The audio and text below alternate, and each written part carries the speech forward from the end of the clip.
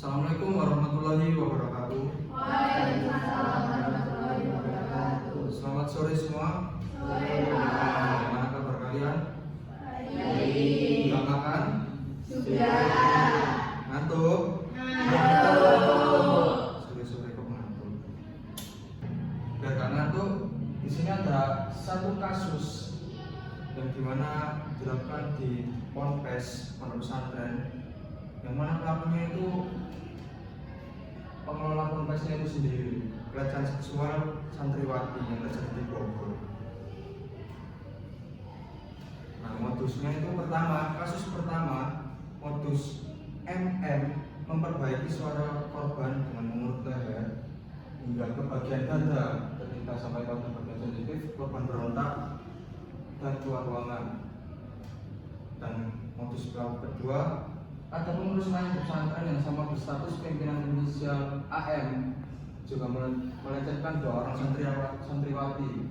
AM bahkan memeluk korban dari belakang, mencium kening dan pipi. Ketika hendak mencium bibir, korban berontak dan menangis. Terus memberi kasih sayang spesial kepada santriwati dan meminta korban tidak menceritakan perlakuannya kepada siapapun, agar ilmu sudah dipelajari pesantren tidak hilang atau terhapus. Pelaku terjerat dengan hukuman dasar pasal 76E Undang-Undang Perlindungan Anak dengan ancaman pidana minimal 5 tahun dan maksimal 15 tahun penjara. Jadi, bagaimana tanggapan kalian? Silakan berdiskusi. Mohon izin menanggapi, Pak.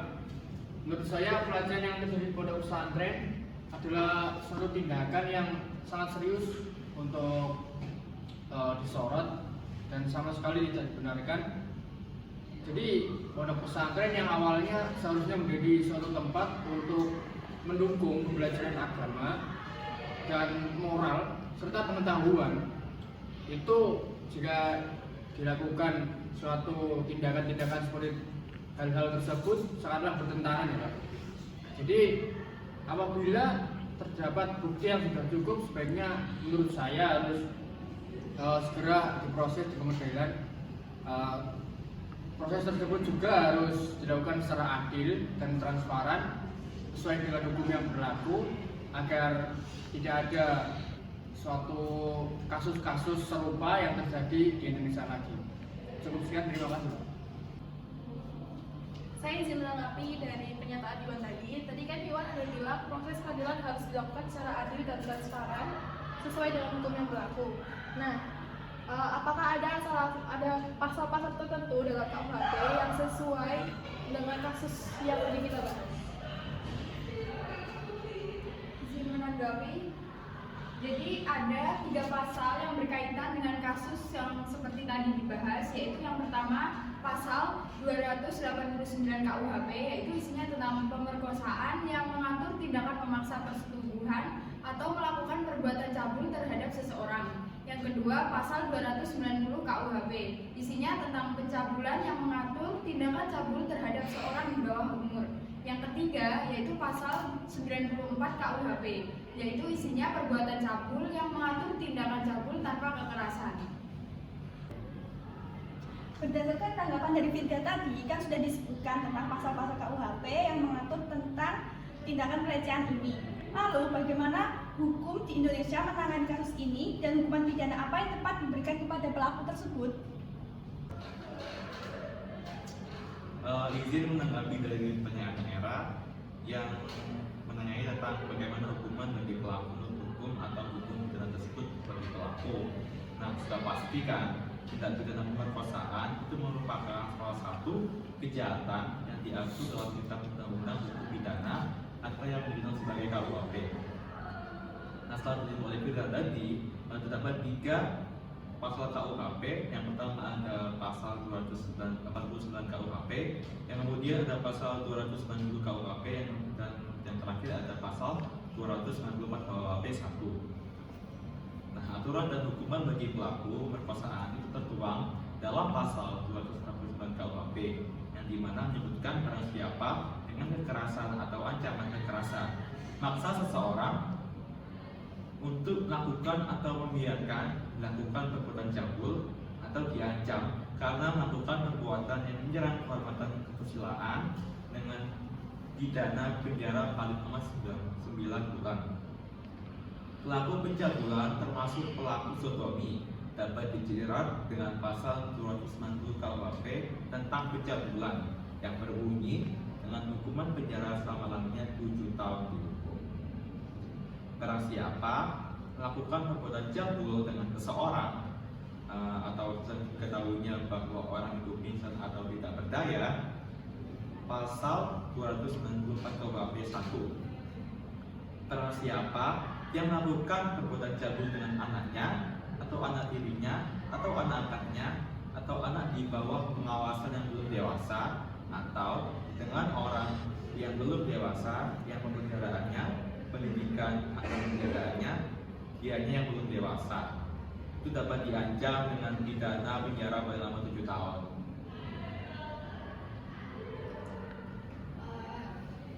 Saya izin untuk bertanya lagi. Dari jawaban Yogi tadi kan udah ada aturan sama hukuman bagi yang melakukan pemerkosaan.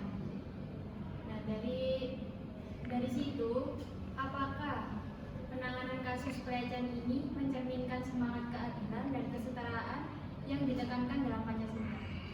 Itu aja sih. Izin menjawab pertanyaan Tarisa. Menurut pendapat saya, pada kasus pelecehan seksual ini sangat bertolak belakang dengan nilai-nilai Pancasila pada sila ketuhanan, keadilan, dan kemanusiaan. Oke, cukup. Saya potong dulu. Dari teman-teman sekalian yang lain, apakah ada yang menanggapi pendapat dari siapa tadi mahasiswanya? Norma, Pak. Hah? Norma. Norma. Ya, dari Norma. Apakah ada tanggapan yang lain? Saya izin menjawab, Pak. Menurut saya kasus ini itu melanggar pada sila-sila dalam Pancasila dan norma-norma dalam kehidupan sehari-hari. Untuk sila-silanya itu ada sila pertama, lalu sila kedua, dan sila kelima. Nah, lalu untuk norma itu ada norma agama, norma kesopanan, norma kesusilaan, dan norma hukum. Untuk sila pertama dan norma agama itu melakukan tindakan yang tidak mencerminkan pada ajaran agama, yaitu berzina. Lalu untuk sila kedua, pelaku melakukan tindakan yang tidak beradab. Dan sila kelima, pelaku harus mendapatkan hukuman yang setimpal dan perbuatan yang dilakukan dengan perbuatan yang dilakukan dan dihukum secara seadil-adilnya. Aku izin bertanya, terus bagaimana dampak kejadian ini pada korbannya dan bagaimana tanggapan dari masyarakat? Apalagi kan itu sebagai apa ya? Kan itu yang pelaku pelecehannya kan dari ponpes atau pondok pesantren, sedangkan pasti itu kan mengajarkan tentang agama. Jadi bagaimana tanggapan dari masyarakat itu? Izin menanggapi dari pertanyaan Dania tadi. Kalau menurut saya sendiri, dampak yang dialami korban dapat mengakibatkan trauma yang sangat berat, bahkan dapat juga depresi pada korban sendiri. Terus untuk tanggapan masyarakatnya sebaiknya harus lebih peduli lagi kepada lingkungan sekitar dan lebih waspada serta segera melakukan pelaporan pada pihak yang berwajib apabila terjadi kekerasan. Diskusi tentang kasus pelecehan apalagi yang terjadi di pondok pesantren ini cukup luas ya, dari hukum, pasal KUHP, nilai-nilai Pancasila, dampak dari korban, dan respon yang seharusnya masyarakat lakukan itu masuk semuanya. Pada intinya kasus ini menunjukkan adanya pelanggaran terhadap nilai-nilai seperti keadilan dan kemanusiaan dalam Pancasila.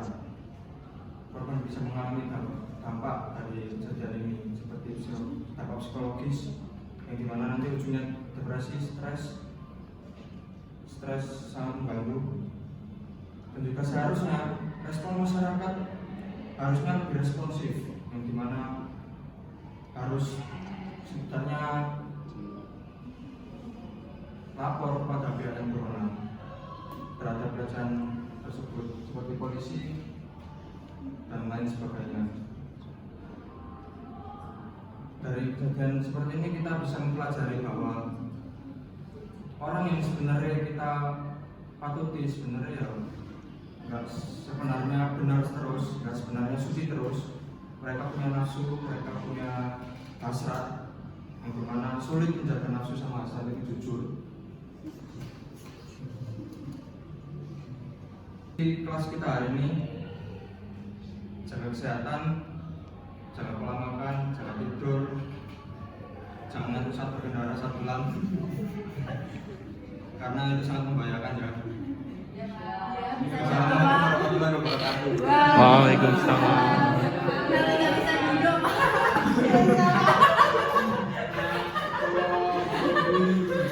Pak, menurut Anda gimana, Pak? Saya tergurui. Halo. Perkenalkan, nama saya Muhammad Dafalfian Ramadhani dengan NIM 230315540117. Halo, perkenalkan saya Fardani Aziratul Zauh dengan NIM 230315544045. Hai, perkenalkan nama saya Nani Erawati. Saya dengan NIM 230315540066. Hai, perkenalkan nama saya Nadira Zahra Ramadhani dengan NIM 230315540099. Perkenalkan, nama saya Yuan Fasilitas Trisna dengan NIM 230315542240. Halo, perkenalkan nama saya Samuel Kaputra Sugian dengan NIM 230315542333. Halo, perkenalkan nama saya Meilina Tirulandari dengan NIM 230315540059. Perkenalkan, nama saya Nur Maulia Aziza dengan NIM 230315541183.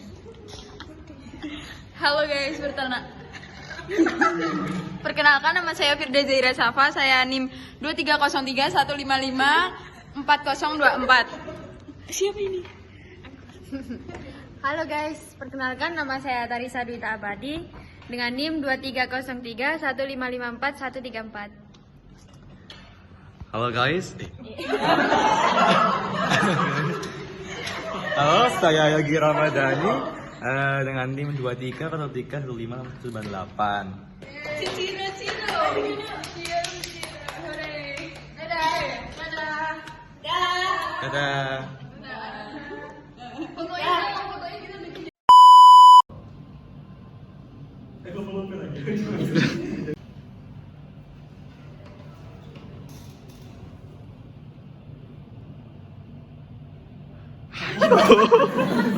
Suatu pembelajaran agama, moral dan ilmu pengetahuan.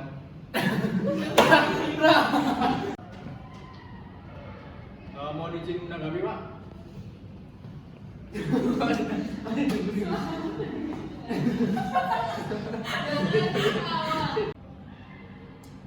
Barang siapa dengan kekerasan atau ancaman kekerasan.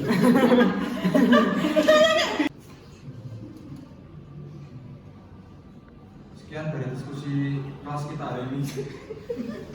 Seperti dikit mau kita ngadu.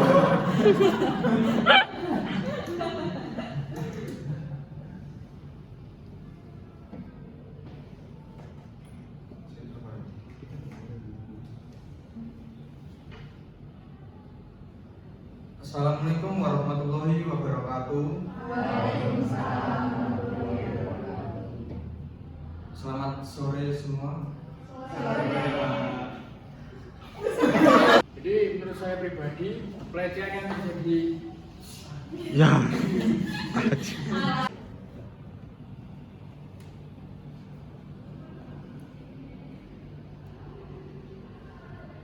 Lanjut. Dan hukuman pidana tersebut harus diberikan seperti apa? Dan nggak tahu kok dari Ya, lu.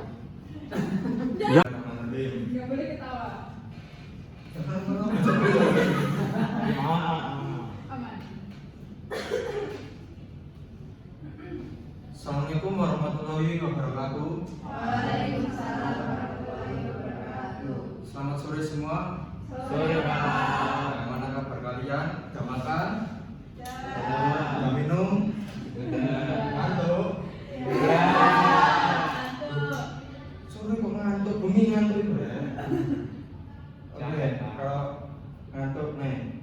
Aduh, kamu gue.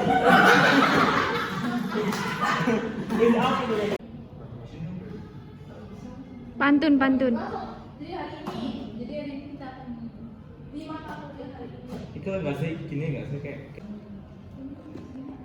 Enggak mau.